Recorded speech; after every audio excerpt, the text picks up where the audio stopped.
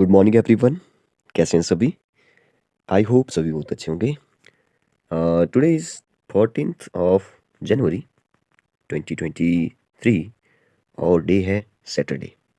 सबसे पहले तो आप सभी को लोहड़ी की जो वो ढेर सारी शुभकामनाएं। तो आज हम क्या डिस्कस करने वाले हैं? आज हम डिस्कस करने वाले हैं सैनिक school entrance examination 2023 for 6th class के लिए जो भी इस बार का जो पेपर था उसको हम लोग जो वो पहले 2 पार्ट में जो वो डिस्कस कर चुके हैं। ये जो पार्ट होगा ये होगा थर्ड पार्ट इसका। ठीक है, फर्स्ट पार्ट में जो वो अगर आपने देखा है तो आपको पता होगा पार्ट 1 में हमने जो वो क्वेश्चन नंबर 30 तक जो वो डिस्कस कर लिए थे। और पार्ट 2 सबसे पहले हम मैथ्स से रिलेटेड क्वेश्चन को जो वो डिस्कस कर रहे हैं।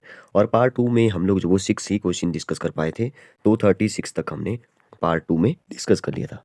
आज हम डिस्कस करेंगे पार्ट 3। तो पार्ट 3 में हम लोग डिस्कस करेंगे पता नहीं कितने क्वेश्चन जो वो डिस्कस कर पाएंगे, लेकिन स्टार्ट करेंगे क्वेश्चन नंबर 37 से, जो कि आप यहाँ पे क्वेश्चन देख रहे हैं 37। ठीक है, तो क्वेश्चन नंबर 36 जो वो लास्ट टाइम हमने डिस्कस कर लिया था, जिसमें जो वो इसने बोला था कि 3 क्यूब्स है और उसकी जो भी साइड है वो जो वो 4 सेंटीमीटर थी और तीनों को एक साथ जो वो जब ज्वाइन किया। ठीक है, तो इसने बोला कि जो क्यूबाइड बनेगा उसका आपने क्या निकालना है, वॉल्यूम निकालना है। तो AB4 था, AB4 तो 4 3 जा हो गया 12, 12 इसकी लेंथ हो जाएगी और इसकी जो ब्रेड्थ थी वो 4 ही थी और हाइट भी इसकी 4 ही थी। तो आपको क्या करना था यहाँ पे 12, क्योंकि वॉल्यूम ऑफ क्यूबाइड होता है length multiply by breadth multiply by height, LBH, तीनों को मल्टीप्लाई करिए। तो 12 4 जा होता है 48 एंड 48 4 जा होता है 192। तो 192 सेंटीमीटर क्यूब जो वो जिसका आंसर हमने लास्ट टाइम डिस्कस किया था। आज का जो क्वेश्चन नंबर 37 है ये भी काफ़ी अच्छा क्वेश्चन है, काफ़ी इंटरेस्टिंग क्वेश्चन है, क्यूबाइड से ही रिलेटेड क्वेश्चन है, काफ़ी अच्छे से बनाया गया है। लेकिन इस क्वेश्चन में जो वो ऑप्शन गड़बड़ है। ठीक है, ऑप्शन गलत है, इसलिए जो वो आपको इसका नंबर जो वो मेरे ख्याल से मिल जाएगा। ठीक है, पहले पार्ट और दूसरे पार्ट में भी काफ़ी सारी हमने जो वो एरर निकाले थे कि कहाँ कहाँ गड़बड़ है, कहाँ कहाँ आपको जो वो ग्रेस मार्क्स मिल जाएगा। तो क्वेश्चन नंबर 37 में इसने बोला है कि the perimeter of one face of cuboid is 40 centimetre. ठीक है, क्यूबाइड है तो मैंने पहले बना लिया क्यूबाइड। ठीक है, अब इस क्वेश्चन को ध्यान से समझिए, काफ़ी इंटरेस्टिंग क्वेश्चन है। ये जो मैंने क्यूबाइड बनाया, क्यूबाइड की खास बात ये होती है कि उसका जो अपोजिट फेसेस होते हैं वो इक्वल होते हैं। और जैसे रेक्टेंगल में अपोजिट साइड इक्वल होती है, वैसे ही इसमें जो वो, क्योंकि ये रेक्टेंगल से बना हुआ क्यूबाइड होता है तो इसमें अपोजिट फेसेस इक्वल होते हैं। ठीक है, इसमें लेंथ ब्रेड्थ और हाइट जो वो अलग अलग होती है, डिफरेंट। तो इसने बोला कि एक फेस का जो पेरीमीटर है, अब पता नहीं किस फेस का बोला है, लेकिन इसने बोल दिया कि 40 सेंटीमीटर जो वो एक फेस का जो वो इसने पेरीमीटर बता दिया। अब देखिए, if the length and depth of the cuboid is 13 and 8, तो 13 सेंटीमीटर जो वो मैंने इसकी लेंथ ले ली और क्योंकि गिवन है, और 8 सेंटीमीटर जो वो इसने बोला कि इसकी जो वो डेप्थ है, मतलब कि डेप्थ या हाइट एक ही है। ठीक है, बात एक ही है। तो यहाँ पे जो वो इसकी जो हाइट है या डेप्थ बोल दो वो जो वो 8 सेंटीमीटर है। अब देखिए, यहाँ पे आपको थोड़ा सा समझना पड़ेगा। गला थोड़ा सा खराब हो गया है आज। यहाँ पे अगर 13 है तो ए वाला भी 13 होगा, क्योंकि अपोजिट साइड्स वो रेक्टेंगल की इक्वल होती है। ठीक है, तो ए भी 13 हो गया। क्योंकि ए भी तो इसके पैरेलल ही होगा तो ए भी 13 हो गया। ठीक है, ये जो पिछली वाली आपको दिखाई दे रही है तो ए भी 13 हो गई। ठीक है, आई होप आप समझ पा रहे हैं। ये जो 8 है ना यहाँ पे, जो हाइट है तो वो ही हाइट जो वो यहाँ पे भी होगी। मैं कुछ और कलर से इसको ब्लैक से बताता हूँ। तो ए भी 8 होगा, ए भी 8 होगा, ए भी 8 और ए भी 8 होगा। ठीक है, 4 जो इसके एजिस हैं वो 8 होंगे और 4 जो इसकी लेंथ है वो 13 होगी। अब हमें वॉल्यूम निकालने के लिए चाहिए, तो चाहिए क्या हमें चाहिए, क्योंकि दो चीज़ें तो है हमारे पास, लेंथ भी है और हाइट भी है। वॉल्यूम के लिए 3 चीज़ें चाहिए, लेंथ ब्रेड्थ एंड हाइट। तो लेंथ और हाइट तो हमारे पास है, लेकिन हमारे पास ब्रेड्थ नहीं है, मतलब कि ए वाली नहीं है जो स्लैंट में आपको दिखाई दे रही है। ठीक है, ए वाली अगर मिल जाए तो निकल जाए। तो इसके लिए जो वो इसने बोला है कि यहाँ पे एक फेस का जो पेरीमीटर है वो गिवन है। अब आप यहाँ पे ध्यान से समझेंगे कि अगर एक फेस का पेरीमीटर जो वो 40 है तो वो फेस कौन सा हो सकता है। ठीक है, अगर मैं इस फर्स्ट वाले फेस को बोलूँ कि इसका अगर पेरीमीटर 40 है तो देखते हैं, क्योंकि इसकी जो हाइट है वो भी गिवन है, तो अगर ए 8 है तो ए भी 8 होगा और इसके तो सभी साइड जो वो हमें मिल गई। तो 13 और 13 होता है 26 और 8 और 8 पेरीमीटर होता है लेंथ ऑफ द बाउंड्री, और 8 और 8 होता है 16 और ए आ रहा है मेरे ख्याल से 30, सॉरी 30 नहीं 42 आ रहा है। तो इस वाले फेस का, जिसको मैं यहाँ पे से एडिट कर रहा हूँ, इस वाले फेस का तो पेरीमीटर जो वो 42 आ रहा है। ठीक है, इसका मतलब है कि इसने जो वो इस वाले फेस का जो पेरीमीटर नहीं दिया है, इसने किसका दिया होगा? इसने जो वो यहाँ पे मान लेते हैं कि अच्छा ए वाला अगर 14 है, क्योंकि ब्रेडथ है नहीं तो ऊपर वाले और नीचे वाले हम लोग निकाल नहीं सकते हैं। फिर भी अगर हम ऐसे सोचें कि 13 में जो वो मैं क्या प्लस करूँ, ठीक है? जैसे आप इसको देखिए, मैं जो वो इसको व्हाइट से जो वो कर देता हूँ यहाँ पे, ठीक है? ए वाला फेस जो वो आप देखिए, तो इस वाले फेस में अगर आप ध्यान से देखेंगे तो इसमें 8 है, एक हमारी हाइट। मैं जो हूँ यहाँ पे अगर इस क्योंकि ये भी 8 होगा इस साइड वाला, तो अगर मैं जो वो थोड़ी देर के लिए मान लूँ कि यहाँ पे मैं इसकी जो ब्रेड्थ है वो क्या पुट करूँ कि जो हमारा पेरीमीटर है वो 40 हो जाए, ठीक है? तो 8 और 8 तो 16 हो जाएगा, 16 में क्या प्लस करना पड़ेगा कि 40 हो जाए, ठीक है? तो मेरे ख्याल से 24 प्लस करना पड़ेगा, और 24 क्योंकि अपोजिट साइड इक्वल, तो 12 जो वो इसकी ब्रेड्थ हमने ले ली। अब अगर मान लो 12 है, तो 12 8 जा सॉरी 12 8 जा नहीं, 12 और 8 कितना होता है? 20 होता है, और 22 जा हो गया 40। तो 40 जो वो हमारा, क्योंकि ये गिवन भी था, ठीक है? तो हमने जो वो इसकी ब्रेड्थ भी निकाल ली। अगर हम थोड़ी देर के लिए ऊपर सोचें कि यहाँ पे ए तो 13 है, ए भी 13 है, ठीक है? बिल्कुल वैसे ही सेम 13 में मैं 13 टू जा होता है 26 है ना? 13 टू जा 26 होता है, तो 26 यहाँ पे लिख लिया। अब मैं बिल्कुल वैसे ही 26 में क्या प्लस करूँ कि जो वो 40 हो जाए, ठीक है? 26 में क्या प्लस करूँ कि 40 हो जाए? तो यहाँ पे प्लस करना पड़ेगा मुझे। देखिए 26 और 4 होता है 30, और 14 आ रहा है, ठीक है?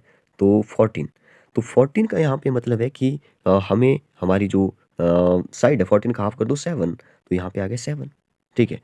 तो इसका मतलब ये हुआ कि हमने अगर इस साइड वाले फेस में देखा तो जो वो यहाँ पे 12 आ रहा है, और इस साइड को देखा हमने, इसका पेरीमीटर देखा तो 40 से हमने इसको निकाला तो 7 आ रहा है, ठीक है? अब हम कौन सा जो वो यहाँ पे लें, ठीक है? कौन सा जो वो यहाँ पे लें कि यहाँ पे जो वो हमारा जो पेरीमीटर है वो जो वो 40 हो जाए और क्यूब वॉल्यूम भी इसका निकल जाए। तो अब हम क्या करें? तो अब आपको जो वो थोड़ा-सा यहाँ पे समझना पड़ेगा, 2 केसेस बन चुके हैं कि अगर मैं जो वो इस वाले फेस का जो वो जो ब्रेड्थ है यहाँ पे, अगर इसको 12 लेता हूँ, यहाँ पे तो 8 पहले से गिवन था, तो 8 और 8 हो गया 16, और 12 हो गया 24, ठीक है? तो 24 एंड 16 जो वो कितना होता है? 40 होता है, ठीक है? तो अब मैं जो वो यहाँ पे ब्रेड्थ जो वो 12 लूँ, या ब्रेड्थ जो वो जैसे कि हमने दूसरे वाले फेसेस में, इस ऊपर वाले फेसेस का या नीचे वाले का आप बोल सकते हैं। इस वाले का जब हमने निकाला, इस वाले फेस का, इसमें तो 13 पहले से गिवन था, तो इसमें 13 13 6 26 हो गया, और यहाँ पे हमने निकाला 14, और ये आ गई 7 7, ठीक है? अब हम कौन-सा लें? ठीक है, अब देखना पड़ेगा ऑप्शन में। अगर 7 लिया है तो मल्टीप्लाई करते हैं ज़रा 13 को, क्योंकि इसकी जो लेंथ है वो 13 है, और हाइट जो वो इसकी है गिवन थी 8, 13 8 सा जो वो होता है 104, और मल्टीप्लाई करूँगा मैं 7 से। अगर मैं 7 लेता हूँ तो आपको ऑप्शन में मिल जाता है, ठीक है? 7 टू 8, तो इसका मतलब है इसने जो वो ऊपर वाले को सॉल्व करके जो वो यहाँ पे 7 टू 8 जो वो निकाला है। तो मैंने सोचा इस क्वेश्चन में गड़बड़ है, लेकिन ठीक है क्वेश्चन, लेकिन फिर भी जो वो एक केस और जो वो यहाँ पे और बनता है, तो उस केस में जो वो आपको जो लेंथ सॉरी जो ब्रेड्थ है वो जो वो 12 लेना पड़ेगी, और 13 मल्टीप्लाई बाय 12 कितना होता है? 12 मल्टीप्लाई बाय 8 करना है फिर, ठीक है? तो 13 8 सा, या सॉरी 12 8 सा कर लो पहले, 96, तो 96 मल्टीप्लाई बाय 13 करेंगे तो जो वो आपके पास आ जाएगा 12 और 48, ठीक है? 12 48 जो कि ऑप्शन में है नहीं, तो इस क्वेश्चन का जो आंसर है ना वो आएगा 728 सेंटीमीटर क्यूब, ठीक है? तो ये भी काफ़ी अच्छा क्वेश्चन था, समझने वाला क्वेश्चन था, इंटरेस्टिंग क्वेश्चन था। अब देखिए नेक्स्ट है अ, कि which of the following are 4 consecutive composite number, ठीक है? तो इसने बोला कि कौन से जो वो 4 कंसेक्यूटिव, पहले तो कंसेक्यूटिव का मतलब समझिए, कंसेक्यूटिव का मतलब है कंटिन्यू चल रहे हैं। अब इसने बोला है कंपोजिट नंबर होने चाहिए वो, ठीक है? तो प्राइम नंबर क्या होते हैं वो आप सभी को पता है, जिसके सिर्फ 2 फैक्टर होते हैं, ठीक है? जैसे सबसे पहले 2, 2 is the only one even prime number, बाकी सारे ऑड नंबर होंगे, बट उसका जो वो कोई और फैक्टर नहीं होना चाहिए, 1 और इटसेल्फ, खुद और वो 1 होना चाहिए, बाकी और कुछ इसके फैक्टर ना हो। 2 के बाद 3 सॉरी 3 आता है, 5 आता है, 7 11 13 17 19, तो ऐसे जो वो 0 और 100 के बीच में 25 प्राइम नंबर है। पिछले पार्ट में भी हमने शायद डिस्कस किया था। अब जो बीच में बच जाते हैं ना वो कंपोजिट नंबर है। जैसे सबसे पहला जो कंपोजिट नंबर है वो 4 है, क्योंकि 4 के फैक्टर जो वो 1 और 4 तो हैं ही, जबकि 2 20 का फैक्टर है तो उसके 2 से ज़्यादा फैक्टर हो गए, तो 4 जो वो एक कंपोजिट नंबर हो गया। तो वैसे इसने बोला है कंसेक्यूटिव। तो अब देखिए 4 जो वो सबसे पहला कंसेक्यूटिव नंबर है। अगर मैं जो वो अगला देखूँ तो 5 नहीं है, 6 है, ठीक है। 6 के बाद जो वो 7 नहीं है, 8 है। अगर मैं जो वो अगला देखूँ तो 9 है। अगर मैंने ऐसे लिख दिया कि 10 भी है कंपोजिट नंबर। तो यहाँ पे आप देखेंगे कि मैंने कंसेक्यूटिव नहीं लिखे, जबकि कंसेक्यूटिव मतलब है जो कंटिन्यू चल रहे हैं। कंटिन्यू चलता तो यहाँ पे 9 भी लिखता मैं, ठीक है। तो इसको बोलते हैं कंसेक्यूटिव कंपोजिट नंबर। आपको बीच में कोई भी कंपोजिट नंबर नहीं छोड़ना है, इसका मतलब ये है। तो चलिए देखते हैं फिर। फर्स्ट ऑप्शन में जो वो आप देख रहे हैं, क्योंकि इसने बोला है कंसेक्यूटिव 23 प्राइम नंबर है, तो ये तो ऑप्शन से हट गया सीधा ही, ठीक है। बस आपको यहाँ पे इस क्वेश्चन को सॉल्व करने के लिए प्राइम नंबर और कंपोजिट नंबर आने चाहिए, ठीक है। आपको प्राइम नंबर का पता हो, आपको 1 और 100 के बीच में कौन कौन से प्राइम नंबर होते हैं वो पता हो। जैसे सेकंड क्वेश्चन में देखेंगे तो 61 इज द प्राइम नंबर, तो ए भी ऑप्शन से हट गया, क्योंकि प्राइम नंबर आ रहा है बीच में तो इसने तो कंपोजिट नंबर बोला है, ठीक है। नेक्स्ट ऑप्शन में जो वो अगर आप देखेंगे कि प्राइम नंबर है या नहीं है, तो मुझे 59 यहाँ पे लग रहा है कि 59, यहाँ पे बात ऐसी है, 59 यहाँ पे प्राइम नंबर है, ठीक है। 59 प्राइम नंबर है तो ए भी ऑप्शन से हट गया। तो लास्ट ऑप्शन बचता है जो कि सारे कंपोजिट नंबर है, तो 90, 91, 37 जो वो इसके फैक्टर होते हैं। 92 आपको लग रहा है कि 2 से जाता है, तो ये भी कंपोजिट नंबर है। कंटिन्यू चल रहे हैं, देखिए कंसेक्यूटिव है, ठीक है। कंसेक्यूटिव और यहाँ पे बोला है 93, तो 93 भी जो वो हमारा एक कंपोजिट नंबर है, ठीक है। तो यहाँ पे देखिए कंसेक्यूटिव भी है और साथ में जो वो इनके बीच में कोई भी नंबर है नहीं, ठीक है, मतलब नेचुरल नंबर या होल नंबर आप बोल सकते हैं। तो एक कंसेक्यूटिव चल रहे हैं, ठीक है। तो 90, 91 इस सीरीज को आप याद रखिए, काफ़ी इंटरेस्टिंग जो वो आपको ऐसे ही अब पता होना चाहिए कि आपको जो वो चार तो ऐसे ही याद रखने हैं कि 0 और 100 के बीच में जो कंसेक्यूटिव जो कंटिन्यूटी में है, तो 90, 91, 92, 93, ठीक है। तो अगर आपको कोई और जो वो ऐसा पेयर मिलता है चार का तो आप मुझे बताइए। नेक्स्ट क्वेश्चन है 39, a pair of twin prime number between 70 and 100। सबसे पहले तो आपको ट्विन प्राइम नंबर का पता होना चाहिए। देखिए ट्विन प्राइम नंबर जो वो क्या होते हैं, ट्विन प्राइम नंबर होते हैं ऐसे प्राइम नंबर का एक pair having a different difference of 2, मतलब जिनके बीच में 2 का डिफरेंस है, ठीक है, जिनके बीच में 2 का डिफरेंस है। ऐसे प्राइम नंबर जिनके बीच में 2 का डिफरेंस है, तो इसने बोला है 70 और 100 के बीच में आना चाहिए, वो 70 और 100 के बीच में आना चाहिए। तो सबसे पहले यही मिल गया हमें 71 एंड 73, ठीक है। ये जो वो हमारे पास ट्विन प्राइम का जो वो, क्योंकि टू का डिफरेंस है, अगर इसमें देखेंगे तो ये तो प्राइम नंबर तो है लेकिन ट्विन नहीं है। ट्विन ट्विन का मतलब है 2 का डिफरेंस, ठीक है। 97 एंड 99, ठीक है, ये तो प्राइम नंबर है ही नहीं, ठीक है। 99 प्राइम नंबर है नहीं, तो ये तो ऑप्शन से हट गया, ठीक है। और यहाँ पे 87 और 89 को आप अगर ध्यान से देखेंगे तो 87 और 89, 87 is not a prime number, ठीक है। तो 83 प्राइम नंबर है, 89 प्राइम नंबर है, ठीक है। तो ऐसे जो आप इसको देखिए ट्विन प्राइम क्या होते हैं। अच्छा आपको को प्राइम का पता है, ठीक है, को प्राइम क्या होते हैं। को प्राइम जो वो ऐसे 2 नंबर होते हैं which have only one as a common factor, जिसके बीच में कॉमन फैक्टर जो वो 1 हो, ठीक है। इसका मतलब है कि कॉमन फैक्टर 1 जो वो किसके, जैसे 2 फैक्टर होते हैं प्राइम नंबर के, ठीक है। तो मैं बोल सकता हूँ कि सारे प्राइम नंबर क्या को प्राइम है? यस, सारे प्राइम नंबर को प्राइम है। क्यों? क्योंकि उनके बीच में जो कॉमन नंबर है वो सिर्फ एक ही है, ठीक है। तो यही इसने बोला कि को प्राइम क्या होते हैं, the 2 number which have only one as a common factor, ठीक है। तो ये आपको याद रखना है। बट इसको आप याद रखेंगे कि ऑल प्राइम नंबर आर को प्राइम, बट ऑल को prime number need not be prime number, ठीक है। जरूरी नहीं है कि सभी जो हमारे को प्राइम नंबर है वो प्राइम नंबर हो, ठीक है। क्योंकि एक मैं आपको एग्जांपल से बता देता हूँ। एक एग्जांपल देखिए, जैसे 13 लिख दिया मैंने और 15 लिख दिया। अब 13 और 15 के बीच में जो अगर आप ध्यान से देखेंगे तो इनके बीच में सिर्फ एक ही जो वो कॉमन फैक्टर है, बाकी और कॉमन फैक्टर नहीं है, आप देख सकते हैं। 13 तो प्राइम नंबर है तो 1 और 13 इसके फैक्टर हो गए। 15 के फैक्टर जो वो 1 आ गया, 3 आ गया, 5 आ गया, ठीक है, और 15 आ गया, तो इसके बीच में 1 ही जो वो कॉमन है। तो इसका मतलब 13 और 15 जो वो हमारे को प्राइम निकले। लेकिन क्या मैं इनको दोनों को प्राइम नंबर बोलूँगा? नो, ठीक है। तो 15 is not the prime number, ठीक है। और एक इंटरेस्टिंग बात जो मैं आपको एक फैक्ट जो वो और बताता हूँ, ऑल प्राइम नंबर, ठीक है, ऑल प्राइम नंबर एक्सेप्ट 2 और 5, 2 और 5 को छोड़ करके जिन प्राइम नंबर के वंस प्लेस पे 1 3 7 9 आ रहा है, ठीक है, वो सारे कैसे प्राइम नंबर होंगे, वो सारे जो वो को प्राइम होंगे, ठीक है। तो ये भी एक इंटरेस्टिंग फैक्ट जो मैंने आपको बताया। अच्छा, एक ट्विन प्राइम के बारे में हम डिस्कस कर रहे थे। तो ट्विन प्राइम की खास बात यह है कि दोनों ही प्राइम नंबर होंगे। अगर दोनों ही प्राइम नंबर हैं तो इनका जो एलसीएम होगा तो प्रोडक्ट ही इनका एलसीएम होगा, ठीक है। प्रोडक्ट का मतलब है इनको मल्टीप्लाई करके ही एलसीएम निकलने वाला है, ठीक है। तो वैसे को प्राइम के बीच में भी फैक्टर तो कॉमन फैक्टर सिर्फ 1 है, एक ही है कॉमन फैक्टर, ठीक है। तो उसका भी जो वो प्रोडक्ट ही एलसीएम होने वाला है। ठीक है।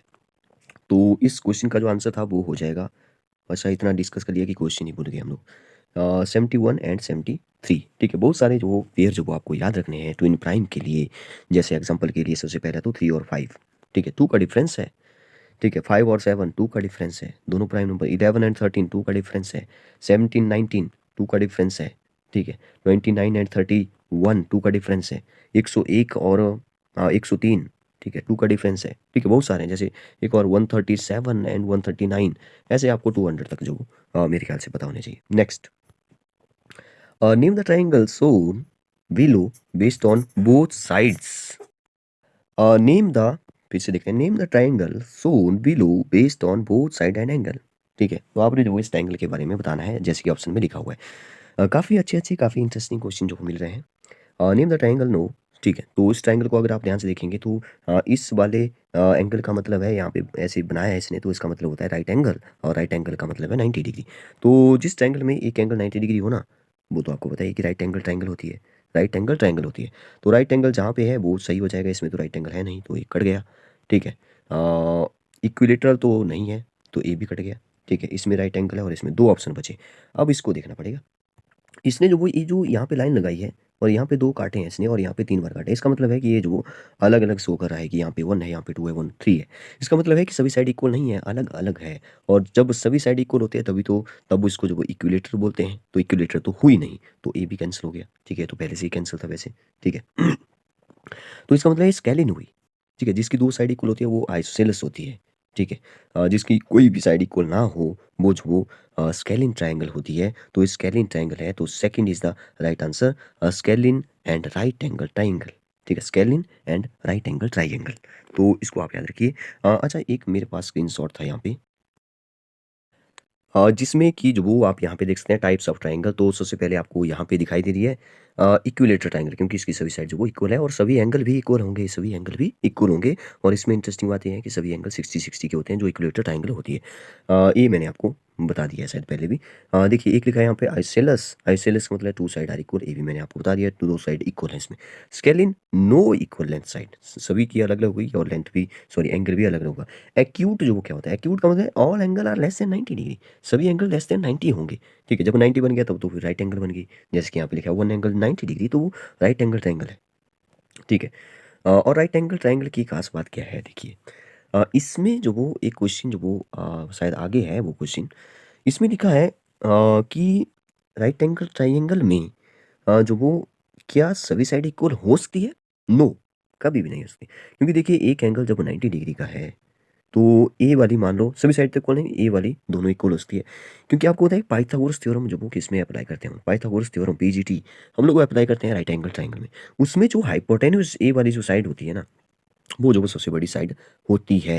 आप देख रहे हैं जब 90 डिग्री यहाँ पे बना है, इसका मतलब है ये साइड सबसे बड़ी निकलेगी, ये साइड इक्वल हो ही नहीं सकती हाइपोटेन्यूज, तो सभी साइड तो इक्वल हो नहीं सकती। हाँ, आइसोसेलेस हो सकती है, ये वाली इसके इक्वल होगी, लेकिन सभी साइड इक्वल नहीं हो सकती, ठीक है। इसलिए आगे आएगा शायद वो क्वेश्चन, मैंने अभी आपको पहले ही बता दिया। ऑब्ट्यूज में क्या होता है, ऑब्ट्यूज का मतलब है कि जो एंगल जो वो 90 से बड़े हो जाए, वो angle is greater than 90 degree. अगर एक एंगल ग्रेटर देन 90 हो जाए तो कुछ इस तरह से ट्राइंगल दिखेगी, वो होती है ऑब्ट्यूज ट्राइंगल, ठीक है। एक और था यहाँ पे, एक और जो वो मैंने कहीं से स्क्रीनशॉट जो वो चुरा लिया है। तो आप यहाँ पे देख सकते हैं, अच्छा रेगुलर रेगुलर पॉलीगन, तो ये भी शायद जो वो आगे क्वेश्चन है, तो तभी मैंने ये उठाया था, तो इसको भी पहले ही देख लेते हैं। Polygon with congruent side and congruent interior angle, congruent जो वो सॉरी पॉलीगन, रेगुलर पॉलीगन जो वो कब किसी को बनेंगे। देखिए रेगुलर का सीधा सा मतलब है जो भी जितनी भी साइड है वो सारी इक्वल होंगी, ठीक है। तो जैसे इसने बोला राइट एंगल ट्राइंगल अगर is a regular polygon, no, no, सभी साइड इक्वल नहीं है उसकी, तो इसलिए वो जो वो रेगुलर पॉलीगन है नहीं। ठीक है, इसने बोला कि उसमें जो वो एंगल भी जो वो इंटीरियर एंगल अंदर वाले जो वो इंटीरियर एंगल भी कॉन्ग्रुएंट हो, इक्वल हो। ठीक है, तो यहाँ पे कुछ एग्जांपल है, जैसे कि सबसे पहले तो स्क्वायर का सबको पता होता है कि ऑल एंगल 90 डिग्री, सभी साइड इक्वल। इक्विलेटरल ट्रायंगल में अंदर वाले एंगल 60-60 के और सभी साइड इक्वल। ठीक है, रेगुलर पेंटागन बोल दो तो यहाँ पे पेंटागन में सभी साइड जो 5 साइड, सभी साइड 5 साइड होंगी और सभी इक्वल होंगी। कुछ इस तरह से पेंटागन की फिगर आपको देखने को मिलेगी, और हेक्सागन कुछ इस तरह से रेगुलर देखने को मिलता है। तो ये आपको पता होना चाहिए। तो चलिए अपने अगले क्वेश्चन पर आते हैं। इस क्वेश्चन का जो आंसर है वो हो जाएगा कहाँ चला गया, स्केलिन एंड राइट एंगल। ठीक है। अब आप बोलेंगे कि ऑब्ट्यूज क्यों नहीं हो सकता? ऑब्ट्यूज इसलिए नहीं हो सकता क्योंकि यहाँ पे 90 डिग्री का एंगल है। ठीक है, एक 90 डिग्री बन गया है। ठीक है, अगर एक एंगल 90 से बड़ा हो जाता ना, जैसे ऐसे जैसे बन जाता है 90 डिग्री, तो ये ऑब्ट्यूज हो जाता। ठीक है। क्वेश्चन नंबर 41 था। देखिए पहले ही जो वो हमने डिस्कस कर लिया, तो अब जो वो ये क्वेश्चन ईजी हो गया। देखिए इसने जो वो 2 स्टेटमेंट दी है, one is level and assassin. ठीक है, ऐसे क्वेश्चन जो वो आपको पूछे जाते हैं, नया पैटर्न जो वो आया है एक। ठीक है, साइंस में भी बनता है 10th क्लास में। और दूसरा लेवल में जब आपको रीजन दिया गया है, तो आपको बताना है कि ए और बी में जो वो कौन सा सही है। ठीक है, रीजन सही है, जो या जो स्टेटमेंट है वो मतलब कि पहले स्टेटमेंट है फिर उसका रीजन है। ठीक है, तो वो आपने चेक करना है। तो यहाँ पे लिखा है कि right angle triangle is not a regular polygon. तो ये बात बिल्कुल सही है कि right angle triangle not a regular polygon. ठीक है, जो जैसे कि हमने देखा, क्योंकि राइट एंगल ट्रायंगल में जो वो सभी साइड इक्वल नहीं हो सकती। ठीक है, तो वो रेगुलर नहीं हुआ। ठीक है, उसमें एक एंगल 90 डिग्री है, तो बाकी दो एंगल तो 90-90 के नहीं हो सकते, सेम नहीं हो सकते। ठीक है, क्योंकि अंदर वाले एंगल का सम जो वो 180 ही रहना चाहिए। ट्रायंगल की खास बात यही है। ठीक है। तो ये जो स्टेटमेंट है ना, वो बिल्कुल सही स्टेटमेंट है। फिर इसने रीज़न दिया है इसका, all the side and angle of a regular polygon are equal. ठीक है, देखिए all the sides and angle of a regular polygon are equal. तो ये बात बिल्कुल सही बोल रहा है कि सभी साइड और एंगल जो वो इक्वल होंगी, तभी जो वो इसको कहा जाएगा। तो ये रीज़न ठीक है इसका। ठीक है, तो दोनों ही सही है। जो स्टेटमेंट है वो भी सही है और रीज़न भी बिल्कुल सही इसने दिया है। तो इसने बोला both A and R true and R is the correct explanation of A. बात बिल्कुल सही है। ठीक है, A is true but R is false, तो फॉल्स तो कुछ भी नहीं है। Both A and R true but R is not the correct explanation of A. देखिए करेक्ट एक्सप्लेनेशन तो और भी इसमें जो वो ऐड किया जा सकता है बहुत सारी बातें, लेकिन ये बिल्कुल सही है कि side all the side angle are regular polygon are equal. ठीक है, जैसे कि हमने कॉन्ग्रुएंट के बारे में डिस्कस किया, तो ये चल पड़ेगा इसमें। इसका जो सही आंसर है वो हो जाएगा ए। ठीक है, काफ़ी अच्छा क्वेश्चन है लगा मुझे। Next 42, find the value of 54 divided by 0.009।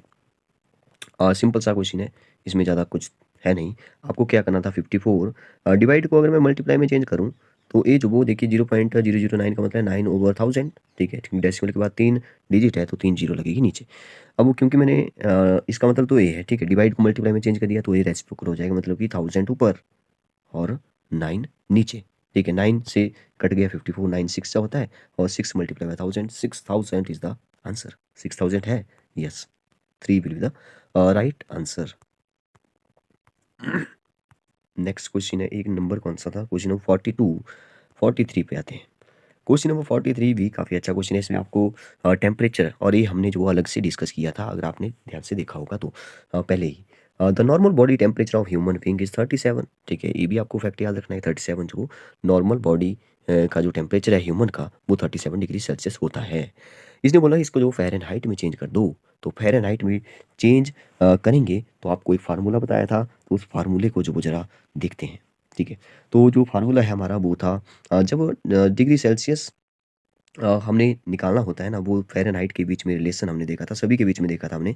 लेकिन जब सेल्सियस और फ़ारेनहाइट को आपस में इक्वल रखेंगे, तो जो वो सेल्सियस की जो वैल्यू आएगी वो आएगी 5/9 इक्वल, सॉरी ब्रैकेट में होता है एफ फ़ारेनहाइट -32। ठीक है, फ़ारेनहाइट डिग्री में ही निकलेगा। तो ये आपको सॉल्व करना था। डिग्री सेल्सियस हमारे पास है कितना, 37, 37 इक्वल टू 5/9, और यहाँ पे आ जाएगा एफ -32। अब एफ क्योंकि निकालना है, और ए जो वो क्योंकि मल्टीप्लाई हो रहा है, तो इस साइड डिवाइड कर दो। सॉरी, मल्टीप्लाई हो रहा है तो एक जो डिवाइड हो रहा है वो मल्टीप्लाई करो, तो 37 मल्टीप्लाई बाय 9, और ये जो 5 वो यहाँ पे मल्टीप्लाई हो रहा है, इसको डिवाइड कर दो। ठीक है, ए आ जाएगा मेरे ख्याल से 37, 9 जा होता है 3, 9 7 जा 63 आ रहा है। ठीक है, तो मैं वाइट से लिख रहा हूँ अब, ठीक है, ये आ गया यहाँ पे 333 डिवाइडेड बाई 5। ठीक है, अगर 333 को डिवाइडेड बाई 5 करेंगे और यहाँ पे जो वो 32 माइनस हो रहा है, इस साइड आएगा तो ये प्लस का 32 हो जाएगा और एफ यहाँ पे बचेगा। एफ की ही वैल्यू हमने निकालनी भी थी। अगर मैं इसका एलसीएम लूँ तब भी सॉल्व हो जाएगा, पर लेकिन मैं 33 को 5 से डिवाइड करता हूँ तो वो आ जाएगा 5 6 36 6 आ रहा है। ठीक है, 6 पॉइंट शायद 6 आ रहा है। ठीक है, 66 अप्रॉक्स ले लेते हैं, 66 पॉइंट 5 या 6 ले लो थोड़ी देर के लिए, 66.6 और यहाँ पे जो वो 32 इसमें प्लस करना है, तो 32 जब इसमें प्लस किया तो 6 7 8 98.6 आ रहा है। ठीक है, 98.6। तो ऑप्शन में देखते हैं 98 फ़ारेनहाइट है यहाँ पे, लेकिन यहाँ पे एग्जैक्ट जो 98.5 ये सबसे नज़दीक है। इसलिए अगर आपको पूछे कि फ़ारेनहाइट में जो वो टेम्परेचर ह्यूमन बीइंग का कितना होता है नॉर्मल बॉडी का, तो 98 रहता है। आपने देखा होगा जब आप डॉक्टर के पास जाते हैं, मेडिकल स्टोर में जाते हैं, तो वहाँ पे जो वो आपको चेक किया जाता है बुखार कितना है, तो बुखार वो जो वो बोलता है कि 100 के पार चला गया, तो इसका मतलब ऐसा 98 है तब नॉर्मल है, क्योंकि 98 वो फ़ारेनहाइट में बता रहा है। ठीक है, तब नॉर्मल है। 99 चला गया नॉर्मल है, कुछ नहीं है, 1 डिग्री टेम्परेचर बढ़ा है। लेकिन 100 या 100 से ज़्यादा, 100 से आगे चला जाए तो फिर प्रॉब्लम है। ठीक है, और भी इसके कई सारे तरीके हैं, जैसे मैं जो वो यहाँ पे 1 मिनट आपको कैलकुलेटर में बताता हूँ, ये बताएगा कैलकुलेटर भी। देखिए, ये हमारा कैलकुलेटर, अगर हम एक्सचेंज रेट में देखें तो यहाँ पे डॉलर से रुपीज़ में चेंज करेगा। यूनिट कन्वर्टर में जो आप यहाँ पे देखिए टेम्परेचर आ रहा है ना, तो इस टेम्परेचर पर जो आप क्लिक करिए इस वाले पर, तो इस पर मैंने जैसे क्लिक किया तो टेम्परेचर देखिए बताएगा 1 डिग्री यहाँ पे लिखा है। 1 डिग्री जो वो 33.8 के इक्वल होता है। ठीक है, अगर मैं यहाँ पे 0 करूँ तो वो 32 के बराबर होता है। याद रखिए 0 डिग्री सेल्सियस में जो वो फ़ारेनहाइट जो वो 32 डिग्री के बराबर होता है। ठीक है, अब मैं यहाँ पे जो वो वैल्यू रखता हूँ, कितना था 37 था, 37। तो यहाँ पे देखिए 98.6 आ रहा है, बिल्कुल सही हमने निकाला है। इंटरेस्टिंग बात ये है इसमें मेरे ख्याल से, यहाँ पे देखिए बाकी तो 0 आ रही है, तो लास्ट में 1 आ रहा है। देखिए ये मेरी समझ में नहीं आ रहा है कि 1 क्यों आ रहा है। ठीक है, चलिए फिर देखते हैं इसको कि कैसे जो इसने वैल्यू निकाली है, कभी जो वो इसके ऊपर डिस्कस करेंगे डिटेल में। ठीक है, फिलहाल जो वो अपने क्वेश्चन पर आते हैं फिर से। कौन सा क्वेश्चन था? Yes, 4 will be the right answer. The difference between minus 50 degree Celsius and 72 degree Celsius, तो डिफरेंस बोला है। देखिए डिफरेंस का मतलब है कि आपको जो डिफरेंस का सीधा मतलब है कि बड़े नंबर से छोटा नंबर माइनस कर दो, बड़े नंबर से छोटा नंबर माइनस कर दो। अब बड़ा नंबर हमारे पास है 72। ठीक है, बाकी ये -50 तो माइनस वाला है, तो माइनस करना है, डिफरेंस निकालना है। क्या माइनस करना है? -50 माइनस करना है। ठीक है, काफ़ी अच्छा क्वेश्चन था ये।